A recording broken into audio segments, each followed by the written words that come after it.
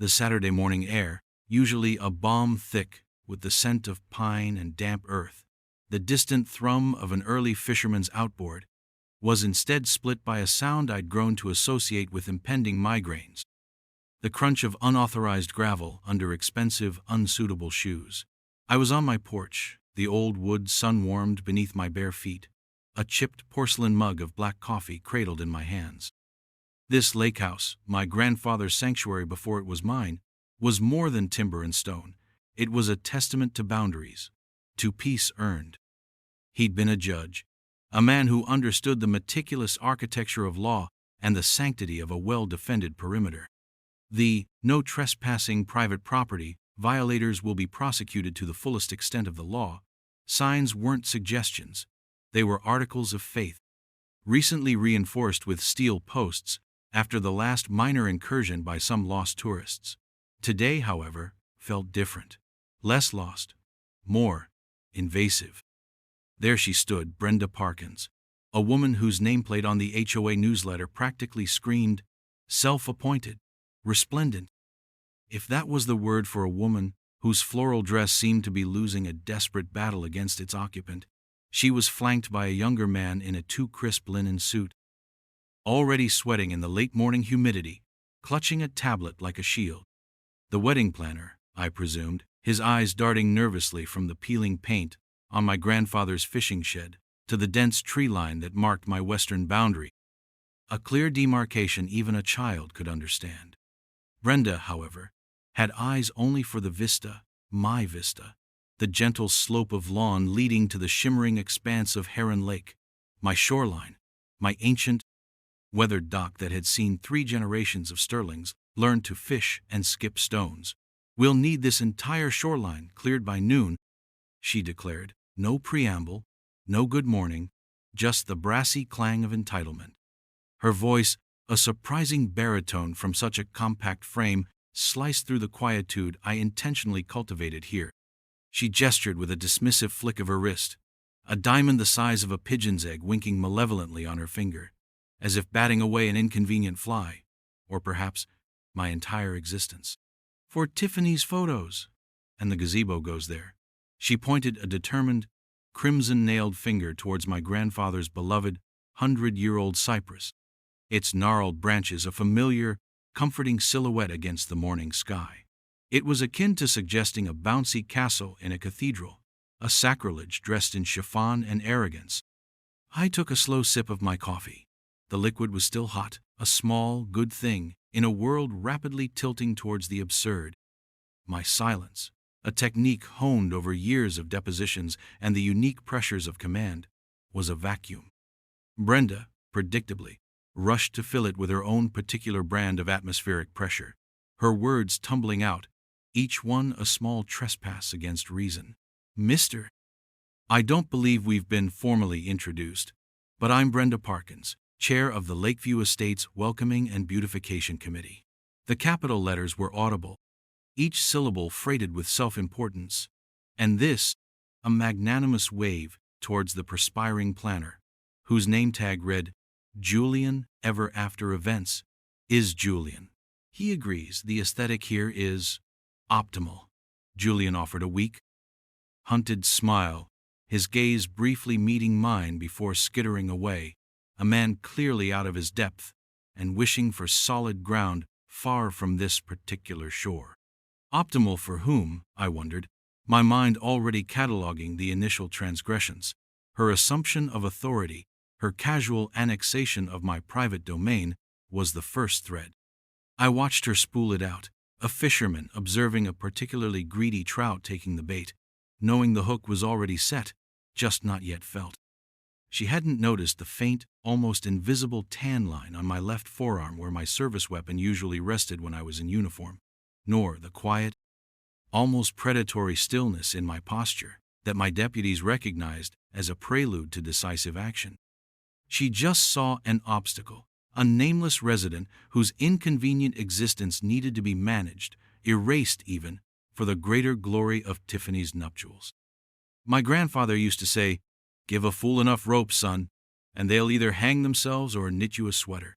The trick is patience." This morning, I was feeling patient. Extremely patient.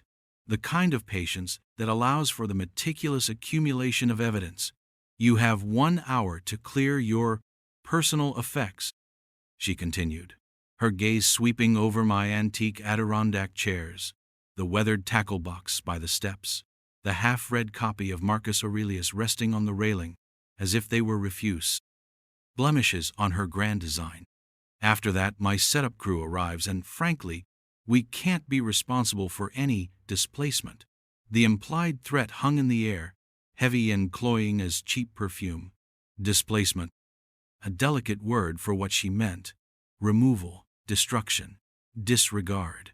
The outrageousness of it was almost beautiful in its purity. A textbook example of delusional overreach. This wasn't just an overstep. It was a declaration of war on common sense and property law.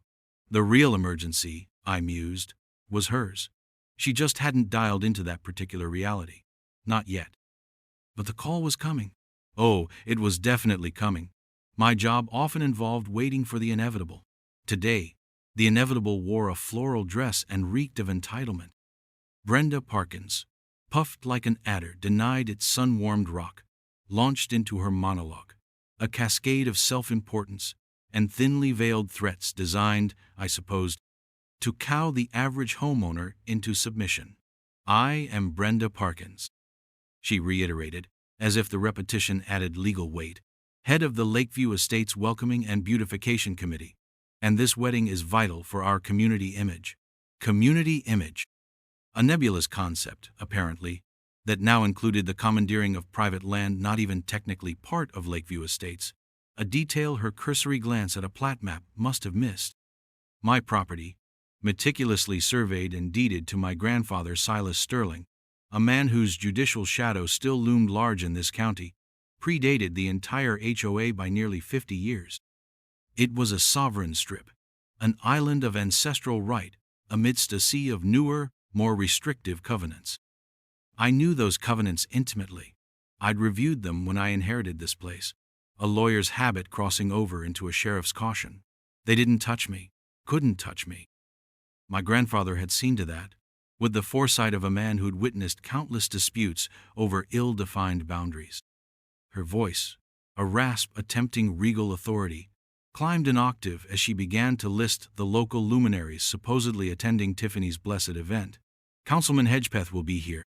Judge Armitage's widow, the entire board of the Heron Lake Preservation Society, they all expect a certain standard.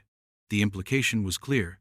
I was substandard, an unsightly blot on their collective expectation. My inner monologue, a calm counterpoint to her rising agitation, began its own documentation. File note, Subject B. Parkins, female, approximately 55 years of age, exhibiting signs of narcissistic personality traits, attempting coercion through name-dropping and implied social pressure.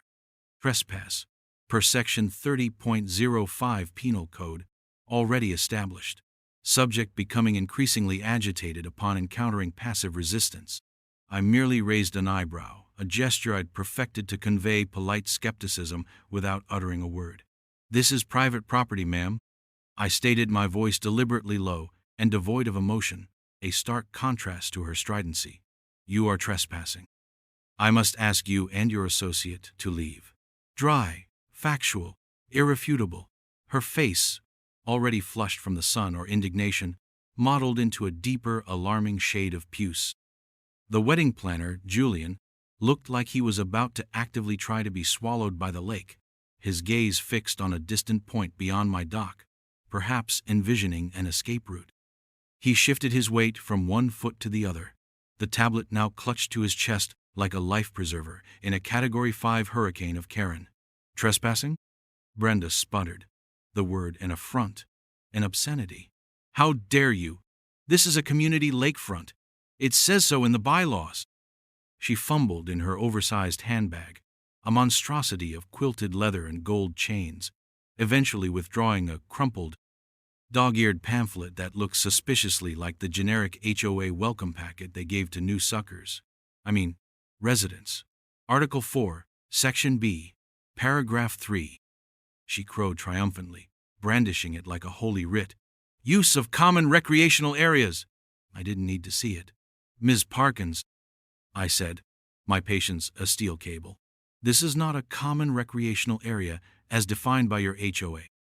This is my land, deeded, taxed, and maintained by my family for over 70 years. Your bylaws have no standing here. Now, I won't ask you again. Please leave.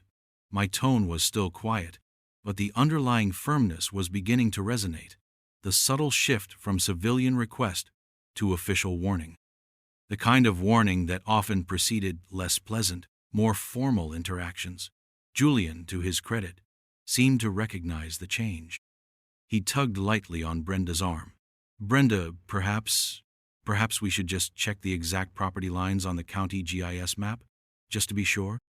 A lifeline, offered with palpable desperation. Brenda, however, was having none of it. She shook him off, her eyes blazing with the righteous fury of the truly unreasonable. Don't be ridiculous, Julian. It's obviously part of the community access. He's just being obstructive. Obstructive. That was one word for it. Another might be law-abiding. The choice of narrative, as always, was hers to make, and she was choosing poorly.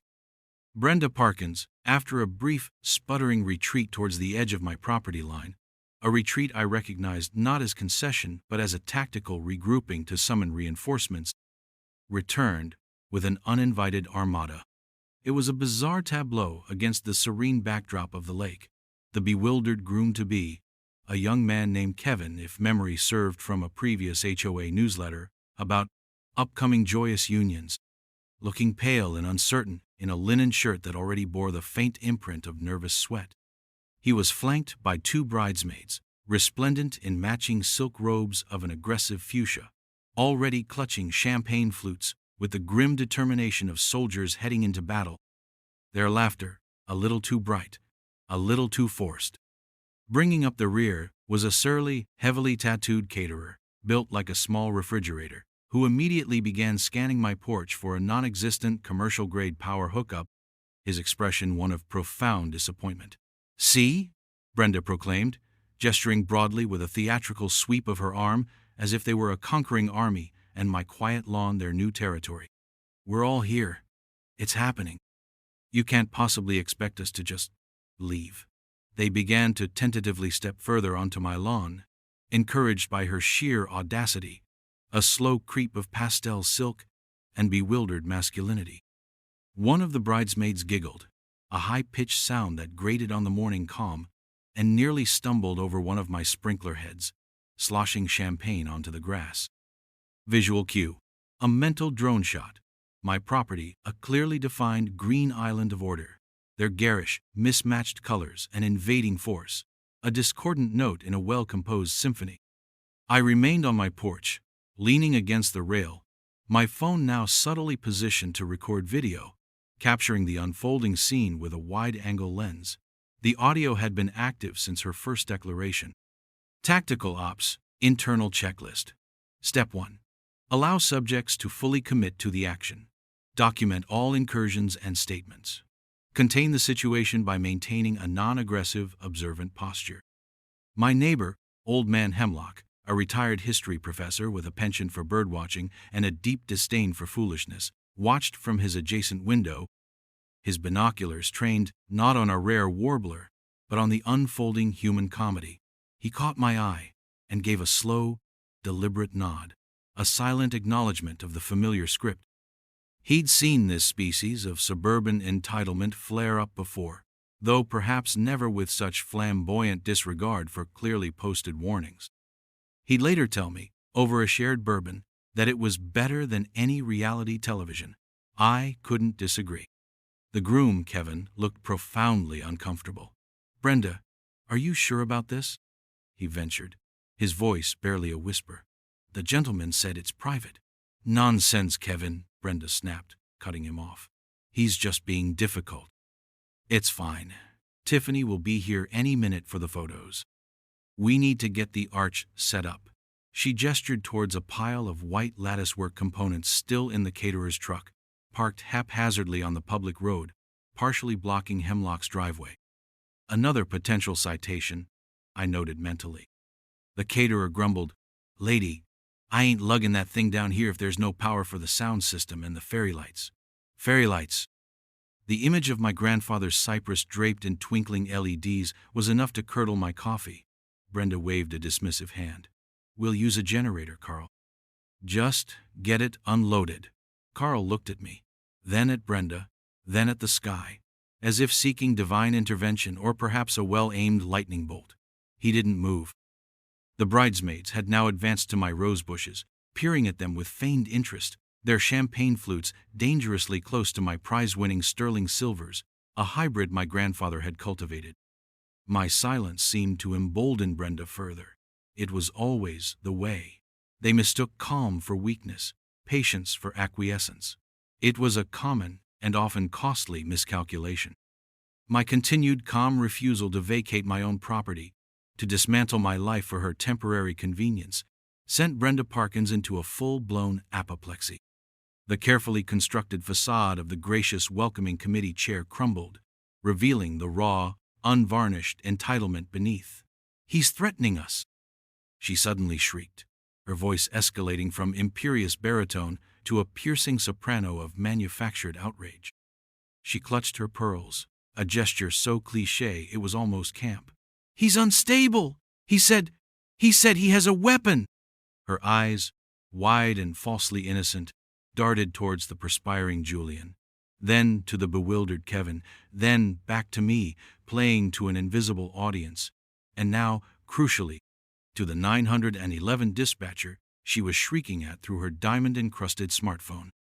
I could hear the tinny, distorted squawk of the dispatcher on the other end, trying to get coherent information through the torrent of her hysteria.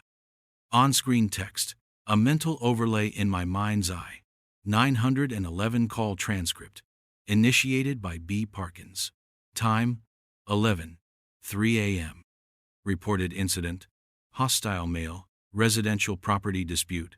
Subject refusing access to designated community area. Subject claims to be armed and is making verbal threats. Requesting immediate officer dispatch. High priority due to ongoing wedding event preparations. I leaned against the porch railing, the wood smooth and familiar under my hand. Armed? Only with an encyclopedic knowledge of the Texas Penal Code, specifically Chapter 46 concerning unlawful carrying of weapons, which I was not, and Chapter 37, misuse of 911 service and false alarms or reports. She was, quite literally, making a federal case out of a property line, and in doing so, gift-wrapping several actionable offenses for my later consideration. The beauty of it, from a purely procedural standpoint, was that every lie she uttered, every embellishment she added to her fabricated narrative of victimhood, was another nail in her own legal coffin. False report to a peace officer. A classic, Section 37.08. Filing a false report of emergency, Section 42.061. These weren't minor infractions. These were crimes designed to waste public resources and, in some cases, to maliciously target innocent individuals. She was doing both with aplomb. "He's got this crazed look in his eyes," she continued, her performance now reaching operatic levels. "He's trapped us here. We're terrified for our safety. My daughter's wedding is ruined because of this maniac." The bridesmaids gasped on cue, though one of them looked more interested in refilling her champagne flute from a bottle someone had thoughtfully placed on my birdbath. Kevin, the groom, actually took a step back from me, his face a mask of genuine alarm, no doubt fueled by Brenda's histrionics.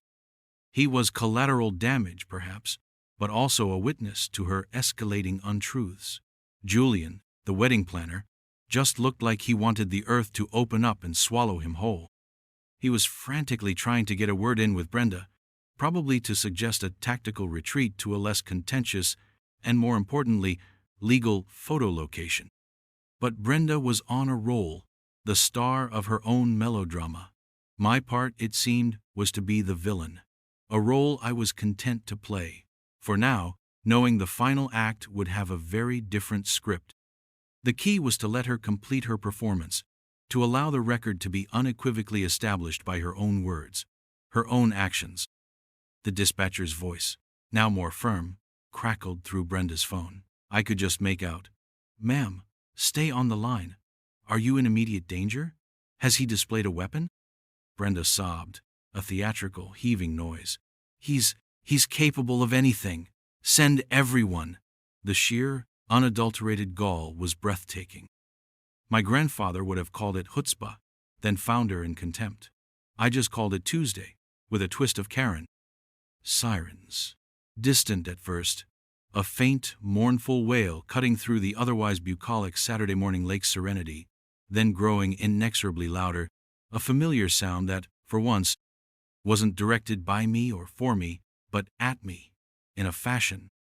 2 county cruisers, standard Ford Explorers, lights dutifully flashing, pulled up to the edge of my property, parking awkwardly behind the caterer's oversized van, which was still partially obstructing Hemlock's driveway. Not my usual guys from the town precinct's immediate response team. These were Deputies Calloway and Rodriguez, younger officers, earnest, a little wide-eyed at the scene unfolding before them. A woman in full meltdown mode, gesturing wildly with a jeweled hand. A gaggle of confused wedding attendants, looking like extras in a surrealist film. The stoic caterer leaning against his truck observing the chaos with the weary resignation of a man who'd seen too many bridezillas.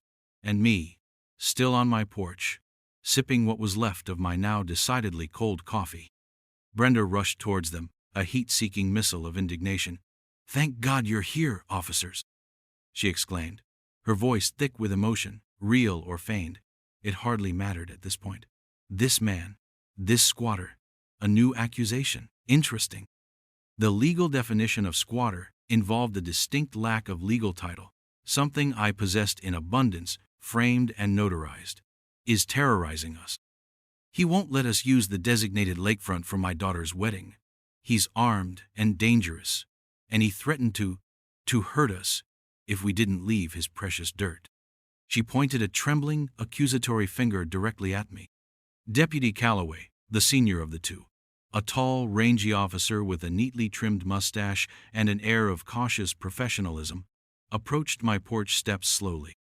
Rodriguez, younger, stockier, hung back slightly, his hand resting near his sidearm, his eyes scanning the scene, taking in the layout. The other individuals, the "no trespassing" signs that Brenda's entourage had so blithely ignored. Standard procedure. Good training. "Sir," Calloway began, his voice polite but firm, addressing me, "can you tell me what's going on here? We received a call about a disturbance, threats being made." His gaze was steady, assessing. He didn't know me from Adam, just another face in another Saturday dispute. And that, for the moment, was exactly how I wanted it. The beauty of this unfolding disaster was that I wasn't orchestrating it. I was merely allowing the laws of physics, social, legal, and karmic to take their inevitable course. Brenda was providing all the momentum. I was just the immovable object, rooted in 70 years of sterling family tradition and the unassailable truth of a surveyor's map. The stage was set. The players were in position. Act 1 of Brenda's tragicomedy was drawing to a close, and the official audience had arrived. I prepared to deliver my few, carefully chosen lines. "Good morning, Deputy," I said, my voice deliberately calm, polite, the voice of a reasonable citizen encountering an unreasonable situation. No hint of authority, no inflection of my actual office. Just a man on his own property. This is my private property, as clearly indicated by those signs. I gestured with my coffee mug towards the nearest "no trespassing" sign. Its bold black letters on a stark white background, impossible to miss unless one was actively choosing to be blind. These individuals, led by Miss Parkins there, a nod in her direction, trespassed onto my land approximately 30 minutes ago. I politely informed them of this fact and asked them to leave. They refused. I paused, letting the simplicity of the statement sink in. Ms. Parkins then became rather agitated and called you, making some rather colorful and entirely false accusations about threats and weapons. I deliberately didn't show any identification yet. Let the process play out. Let her exhaust her repertoire of falsehoods in front of impartial witnesses wearing badges. Every word she uttered now was being recorded, not just by my discreetly placed phone, but by the deputy's body cameras, a beautiful redundancy of evidence. Deputy Calloway looked from me, still standing calmly on my porch, to Brenda, who was now sputtering indignantly. "He's lying! He's the one who's aggressive! He's trying to intimidate us!" Then, back to me. His expression was neutral, professionally inscrutable. "Do you have proof of ownership, sir?" he asked. A standard and perfectly reasonable question. "Absolutely," I replied. "The deed is in the house, along with the original survey maps. And, as I mentioned, there are about 10 no trespassing signs they ignored, dating back quite some years. My family has owned this specific parcel since 1948. Brenda screeched from the edge of the lawn, where Rodriguez was attempting to get a coherent statement from her, a task akin to interviewing a banshee. "He's lying. The HOA agreement, the one for Lakeview Estates, clearly states the lakefront is for community events. It's a common area. He's just a disgruntled renter trying to cause trouble." Inner monologue. Disgruntled renter? Interesting escalation, and demonstrably false. The HOA agreement for members of Lakeview Estates might indeed say something about HOA common land. This, however, is not common land, and my name is on the deed, not a lease agreement. She's not just wrong, she's recklessly, slanderously wrong. Rodriguez, to his credit, was trying to get clear statements from the bewildered wedding planner, Julian, who looked increasingly green around the gills and was muttering something about contractual obligations and unforeseen circumstances.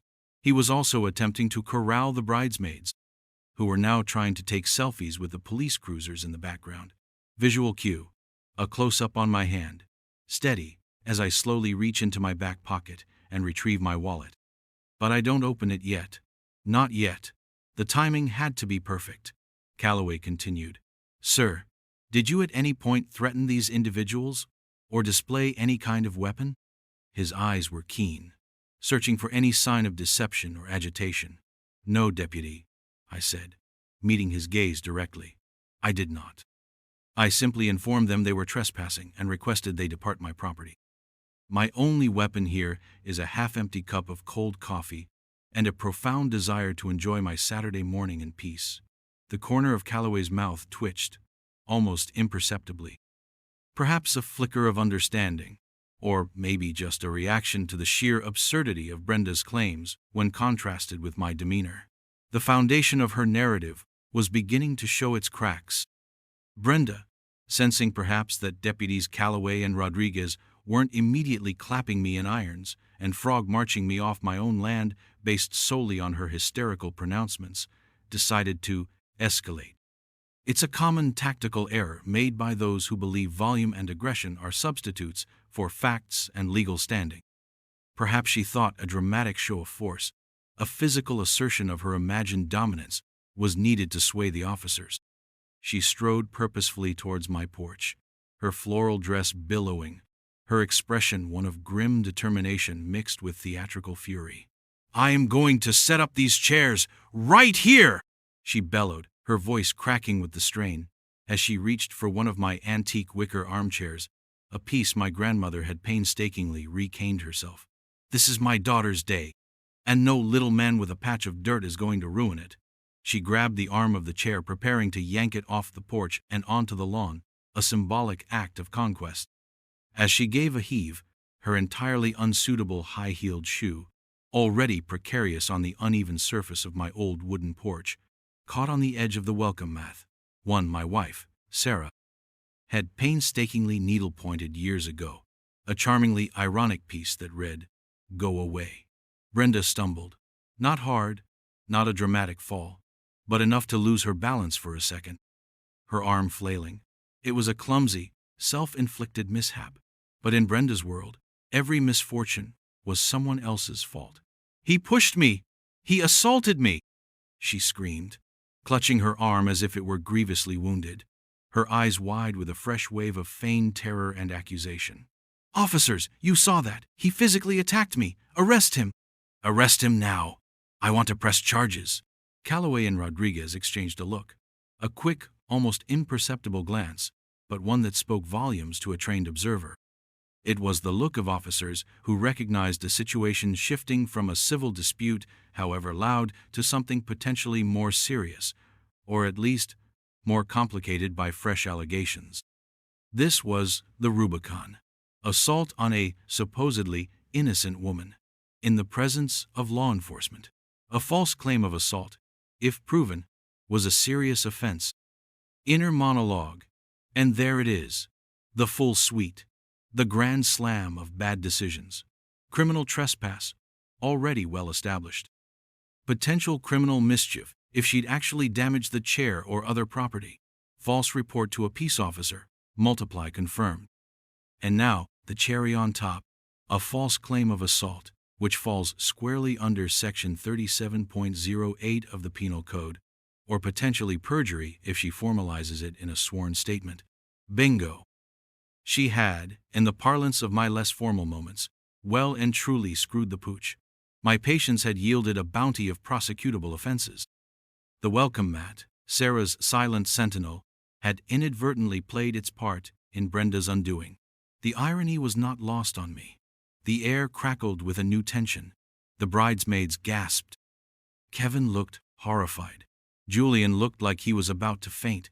Brenda, however, looked triumphant, convinced she had finally delivered the checkmate. She couldn't have been more wrong. I let out a slow, deliberate breath, the kind I take before a critical press conference or a difficult, tactical decision. The chaos had reached its apex. The symphony of Karen had hit its shrillest, most discordant note. It was time. Deputy Calloway, I said, my voice undergoing a subtle but distinct transformation. The polite, slightly beleaguered tone of the civilian property owner vanished, replaced by the quiet, inherent authority of my office. It was the voice I used in briefings, the one that conveyed absolute certainty and expected to be obeyed without question. Ms.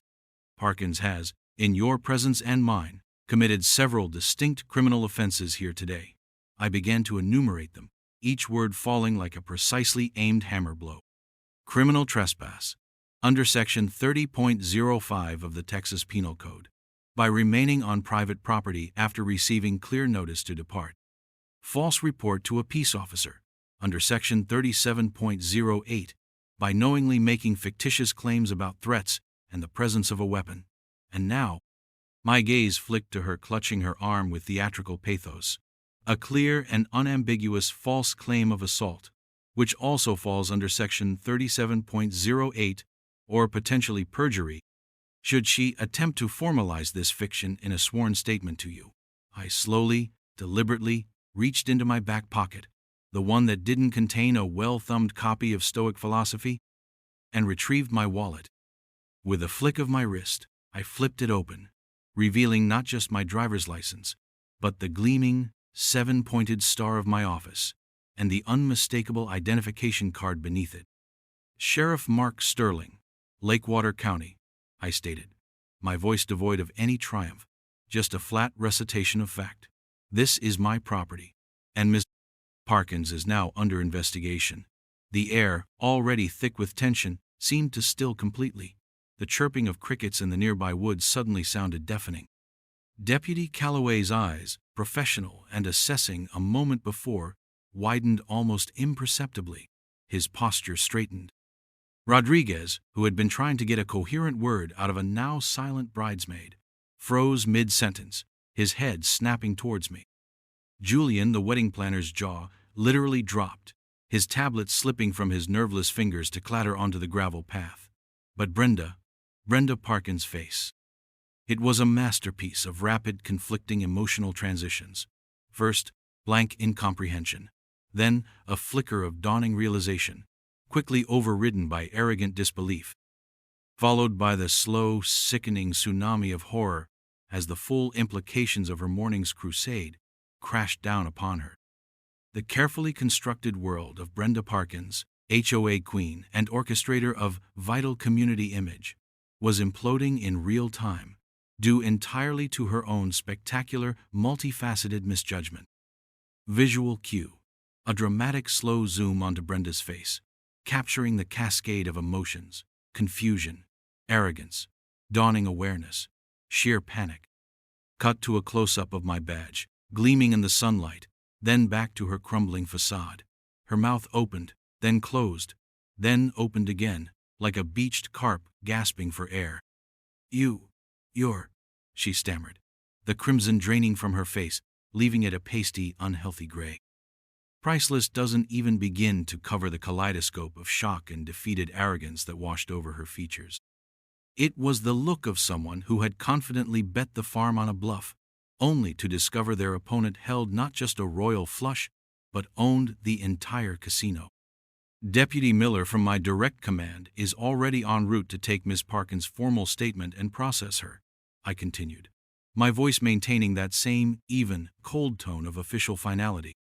Miller was my best, most thorough investigator, a man who dotted every I and crossed every T with the precision of a neurosurgeon.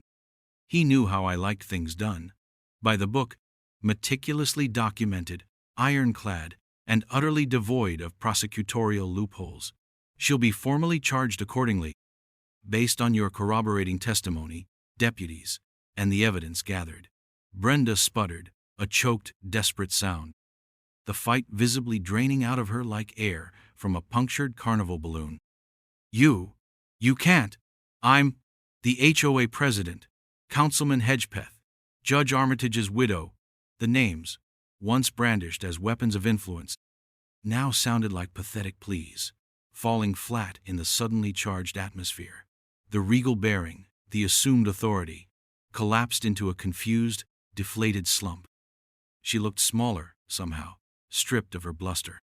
The wedding planner, Julian, was now openly staring, his face a mixture of awe and sheer terror, as if he'd just witnessed a mild-mannered accountant transform into a vengeful deity. The bridesmaids had abandoned their champagne and their selfie attempts. They looked like they wished their matching fuchsia robes were invisibility cloaks. Kevin, the groom, simply looked poleaxed, his dream wedding turning into a public arrest scene. The HOA, Miss Parkins, I stated, my voice cutting through her disjointed protests, has no jurisdiction whatsoever on this private property, and it certainly does not grant you, or anyone else, license to commit criminal acts. Deputy Calloway, recovering quickly and professionally, stepped forward, his own voice now imbued with a new layer of formal deference, yet firm. Parkins, you need to come with us. We need to get your official statement regarding these incidents. Rodriguez, equally composed, was already gently but firmly guiding the stunned caterer and the remnants of the wedding party back towards the road, away from my porch, away from my violated sanctuary. The beautiful lakeside gazebo, its white latticework components still half unpacked in the caterer's truck, lay like a fallen dream, a monument to misguided ambition. My antique wicker chair, the object of her attempted appropriation, sat serenely unmolested, back in its rightful place on my porch. Then came the unmistakable, satisfyingly metallic click-click of handcuffs being applied. Brenda Parkins didn't resist. There was no fight left in her.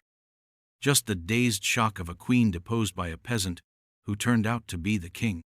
On-screen text, superimposed over a shot of Brenda being led, sagging, towards a cruiser, arrest warrant, pending, Brenda L. Parkins. Potential charges: criminal trespass, Texas Penal Code, Parix 30.05, false report to peace officer, TPC Parix 37.08, interference with public duties, TPC Parix 38.15 via false claims hindering investigation, possible additional civil liabilities. The wedding was indeed ruined, utterly and irrevocably. Just not by me. It was a self-immolation, fueled by arrogance and ignorance, and I was merely the fire marshal on duty. The sirens faded again into the Saturday afternoon, this time taking Brenda Parkins with them, a much less celebratory departure than her arrival. Deputy Miller, true to form, had arrived with quiet efficiency, his presence calming the scene further, while simultaneously ensuring every procedural detail was flawlessly executed. He'd taken her full, rambling, an increasingly contradictory statement in the back of his unit before transporting her to the county processing center. The wedding party dispersed in a flurry of hushed, frantic phone calls and averted gazes, a scattering of fuchsia and linen seeking escape.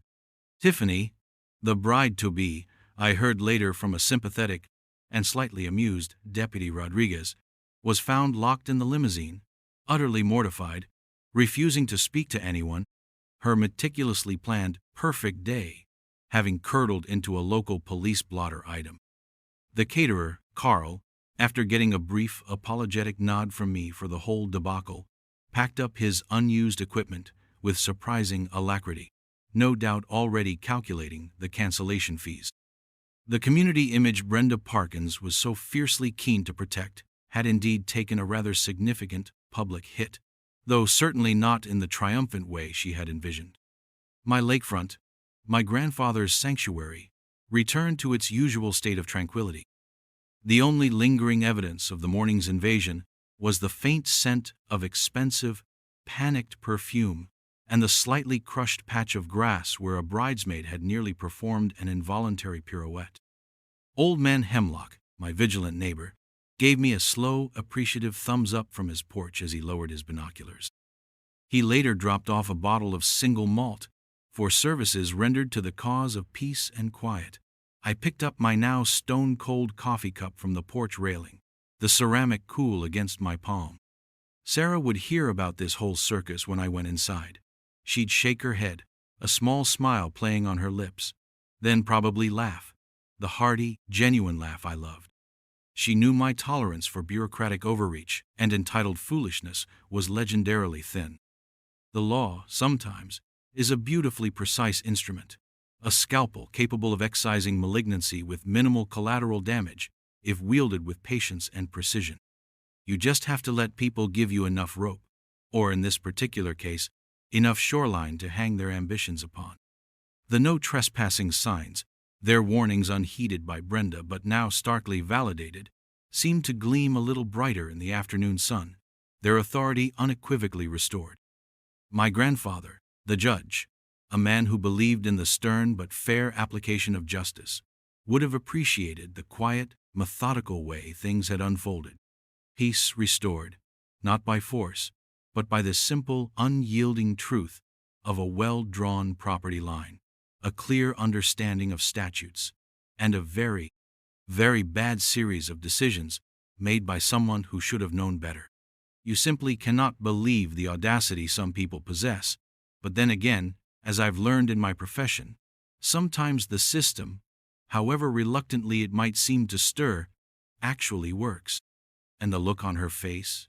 That was just a bonus, a small, satisfying dividend on an investment in upholding the law.